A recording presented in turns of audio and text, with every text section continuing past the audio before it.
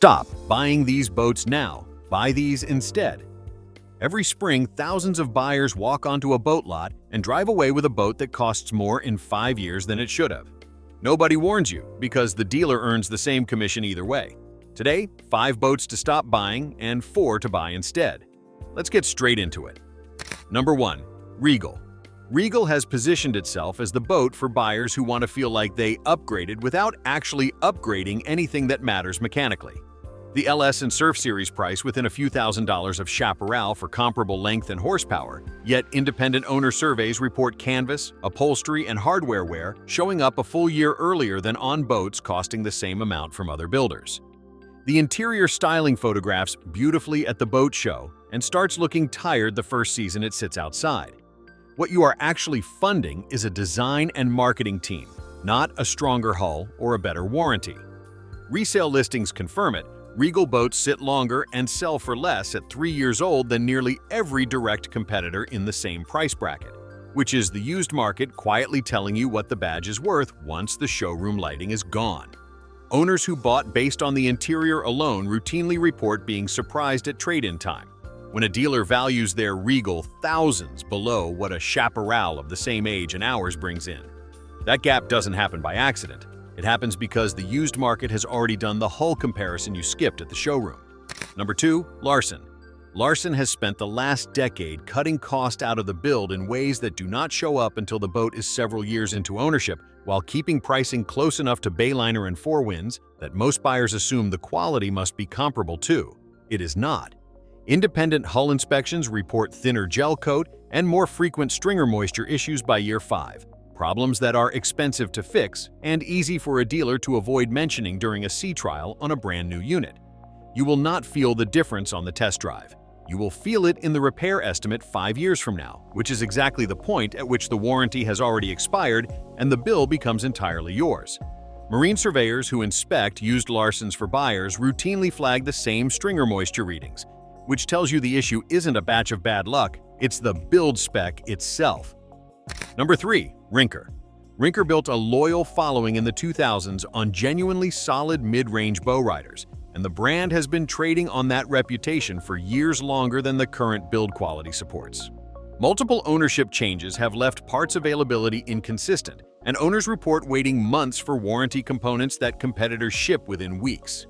You are paying current market pricing for a support network that has quietly become the weakest part of the ownership experience. The hull itself is not the problem. The problem is what happens the first time something breaks, and you discover how thin the company standing behind it has become. Boat forums are full of Rinker owners trading tips on which discontinued parts to stockpile in advance, which is not a sentence you should ever have to say about a boat you just paid current market price for. Here's a quick one before we keep going. If you've made it this far, you clearly care about not getting fleeced on a boat purchase, so do yourself a favor and subscribe. I post one of these breakdowns every week, and the next one might save you more than this video just did. Moving on. Number 4. Bennington. Bennington has ridden the pontoon boom into premium pricing that the actual build quality has not kept pace with, banking on the fact that most pontoon buyers have never compared deck construction or tube gauge across brands before signing. The Q&S series priced $10,000 to $15,000 above Harris and Manitou for comparable length and power. A gap-independent inspection struggle to justify once you look past the furniture layout and into the aluminum underneath. Owners report softer decking and faster corrosion at the tube welds compared to competitors at the same price point, issues that surface exactly when a pontoon owner least expects mechanical problems, since the whole appeal of the category is supposed to be simplicity. A pontoon buyer isn't paying for a hull that outperforms in rough water, they're paying for a calm, predictable afternoon on the lake, which makes it even harder to justify a premium built almost entirely on furniture and badge placement. Number 5. Godfrey. Godfrey rounds out this list because the brand's Sweetwater and Aqua Patio lines have quietly raised prices year over year without a corresponding jump in the specs that actually matter: tube diameter, deck material, and furniture hardware quality. Buyers are effectively paying for brand recognition inside the pontoon world, a recognition that means little once you are comparing 2 decks side by side in a showroom and one of them is $8,000 to $12,000 cheaper for the same layout.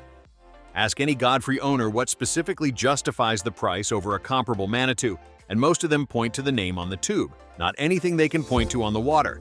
5 boats you need to stop putting on your short list. Now, here are 4 you should be looking at instead. Number 1. Grady White. Grady White is worth buying because the company has never chased a pricing strategy. It has simply built offshore boats that outperform in the conditions that actually matter and price them according to what that build costs to produce.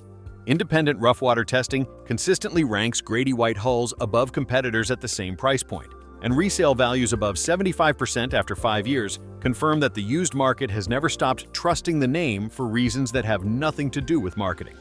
Talk to owners who run offshore in genuinely rough conditions, and you'll notice they rarely switch brands once they've owned one, which is the kind of loyalty a marketing budget cannot buy. Number 2. Manitou. Manitou is worth buying because the brand's pontoon designs, particularly the tri-toon models, deliver genuinely superior stability and ride quality verified in independent comparisons against Bennington and Godfrey, while pricing $8,000 to $12,000 lower for comparable specifications. You are getting an actual engineering advantage in the hull shape, not a furniture upgrade dressed up as one. The tri-toon layout also holds resale value noticeably better than twin-tube competitors, because buyers shopping the used market have learned to look for the extra center tube first and the trim level second. Number 3. Robalo. Robalo is worth buying because the brand has stayed disciplined about what a mid-range center console actually needs to do well: ride quality, storage, and rigging flexibility, without inflating the price to chase a luxury positioning it was never built for. Independent sea trials consistently rate Robalo's ride quality above Rinker and Regal at the same price point, and the simplicity of the build means fewer systems to fail 5 years down the line. Rigging shops that work on all 3 brands will tell you privately which one they'd rather see come in for routine service, and it is rarely the one with the flashiest showroom display. Number 4. Harris. Harris closes this list because the pontoon builder has spent decades earning a reputation among people who actually live on the water seasonally, not among people buying based on a showroom floor plan. The tube gauge and deck construction independently outperform Bennington at a comparable price, and owners consistently report fewer warranty issues over a 10-year ownership window, the kind of long-term data that no marketing budget can manufacture. Harris dealers in serious pontoon markets will tell you their repeat customers are almost never chasing a lower price. They're chasing the same reliability they already experienced the first time around. 5 boats to stop buying. 4 boats that actually deserve your money. The difference was never how the boat looks on the lot, it's what happens to it 5 years after you drive it off, when the warranty is gone and it's just you, the hull, and whatever the build quality actually turns out to be. Every boat on the first half of this list is betting that you'll fall for the showroom lighting and never run the comparison. Every boat on the second half is betting the opposite, that the people who actually research this stuff will find them anyway. Tell me in the comments which boat on this list surprised you the most. See you in the next one.